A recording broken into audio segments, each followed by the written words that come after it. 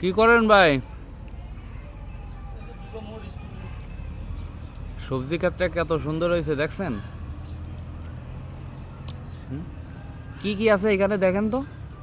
এখানে পুঁই শাক, কাঁচামরিচ, করলা, ভেন্ডি, পুঁই শাক আগের দিন তো আগের দিন অনেক পুঁই শাক দেখছিল। পুঁই শাক কি উঠাইছে শুক্রবারের দিন কি কাটছে পুঁই শাক?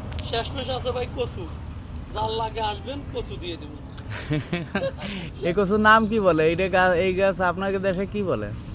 এই কচু আমরা তো ভাই জানি না এটা মান কচু না ফান কচু। না মান কচু না, এটা তো আমাদের এক এক দেশে এক এক ভাষায় মানে এই কচু নাম পরিচিত। আমাদের দেশে এটা জলপানি কচু বলে। আপনাদের দিকে কি বলে? মান কচু তো যেটা হচ্ছে ওইটা হচ্ছে বড় বড় হয়। হ্যাঁ, ইনশাআল্লাহ মরিচ ফুল কই মরিচ তো বড় কথা। মান কচু যেটা না বুঝছেন, ওইটা হচ্ছে অনেক বড় হয়। আর একটা মান কচু 10 কেজি 8 কেজি 15 কেজি হয় মান কচু। মরিচের কিছু কিছু মরিচ আছে আকাশের দিকে হোগা উঠে রয়েছে। ঠিক আছে ওই যে মরিচ গাছের এটা সিস্টেম উপরের দিকে। মরিচ নাই, গাছ তো দেখা যায় কিন্তু মরিচ না। মরিচ উপরের দিকে সিস্টেম এইটাই। আপনি ভর্তা বানাবেন, ভর্তা বানানোর জন্য কাঁচা মরিচ খুঁজতেছেন, তাই তাই চলে আসছেন খেতে কাঁচা মরিচ নেওয়ার উদ্দেশ্যে। আর কাঁচা মরিচ দিয়ে ভর্তা বানাইলে কিন্তু সেই, আর ওই চেপা শুটকির ভর্তা তাহলে তো কোনো কথাই নাই। পাইছেন একটাও? আইসি কড়া আহ, চলো চলো বেশি লাগতো না তো আপনার। ওকে চাক্কু মাক্কু সব এই জায়গা হলে দিছি। হুম, এই যে চাক্কু কই?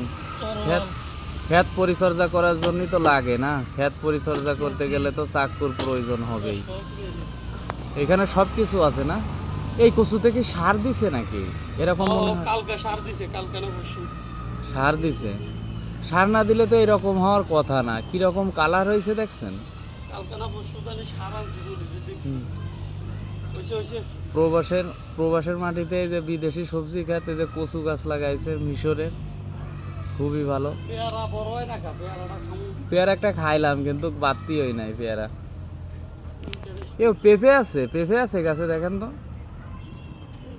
না পেঁপে নাই? বড় না করলা আছে? করলা আছে কয়টা। আহ,